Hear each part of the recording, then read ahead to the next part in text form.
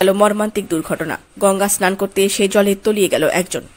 ঘটনাটি ঘটেছে কালনা থানার অন্তর্গত ধাত্রীগ্রামের পিয়ারীনগর জিবিএম ঘাটে। জানা যায়, আজ সকালে রোহিত দেবনাথ ও সায়ন বিশ্বাস নামে দুজন গঙ্গা স্নান করতে আসে। সম্পর্কে তারা মামা ভাগ্নে। স্নানের জন্য তারা সাত সকালেই ভাগীরথী জলে নামেন। হঠাৎ করেই তারা দুজনে জলে তলিয়ে যেতে থাকে।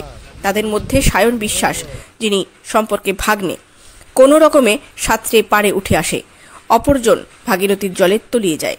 জলে তলিয়ে গিয়ে নিখোঁজ হওয়া ব্যক্তির নাম রোহিত দেবনাথ। তার বয়স 20 বছর।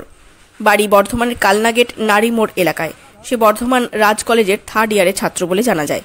এই ঘটনায় অল্পের জন্য প্রাণে বেঁচে যান সায়ন বিশ্বাস। খবর পেয়েই ঘটনাস্থলে এসে পৌঁছায় কালনা থানার পুলিশ। আসে ডুবুরি। নিখোঁজ ব্যক্তিকে খোঁজার জন্য জোর কদমে তল্লাশি শুরু হয়েছে। নিখোঁজ ব্যক্তিকে খোঁজার জন্য আপ্রাণ চেষ্টা চালাচ্ছে পুলিশ প্রশাসন। আকস্মিক ঘটনায় তীব্র চাঞ্চল্য ছড়ায়। আমি ভাবিনি আমি কি হবে দিয়ে আমি জল ফল দেখিনি, আমি চলে যাচ্ছি, আমি ডুবে যাচ্ছি, আমি 1.5 মিনিট জলে ছিলাম, আমি মরে যেতাম। আমি নিঃশ্বাস ফিশ্বাস নিতে পারছি না, ট্রেনে চলে যাচ্ছে।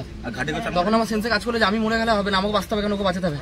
তখন ঝাড় ছেড়ে কি আমি যাই না, আমি কি সাঁতার কেটে জঙ্গল সম্বন্ধে কোনো হলো, আমি সাইড দিয়ে বুদ্ধি করে গেছি, আমি উঠলাম, তারপর তোকে ধরতে পারলাম না। চান করেনি তোরা দুজনে? না, আমার ওই পাশে একজন ছিল, তার পাশে ঘাটে চাট করছিল, তুমিকে ধরতে পারলাম না। আমি পিপটা নিতে উঠেছি, আমি যতক্ষণ ছিলাম কাছে পিঠে নিয়েছি, বলছি ধর ধর ধর, আর ভাবিনি আমি তো ওই জামচামটা ছুড়ে দিয়েছি। আমি এখন তাহলে কি ওখানে আমি ছিল করছি।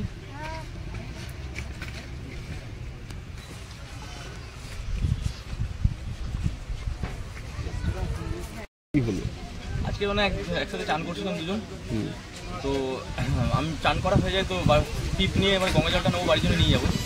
বাড়িতে তুলে স্টোরে বলে এসেছিলাম গঙ্গার মধ্যে, তো এবার টিপটা ওকে আমি নিতে বললাম, যে বলে তুই নে। আমি উপরে উঠেছিলাম টিপটা নিতে, তো মানে চান করা হয়ে গেছে, এবার টিপটা ভরে আমরা জল ভরে বাড়ি চলে যাবো। তো টিপটা ভরছি, মানে নিয়ে যাচ্ছি।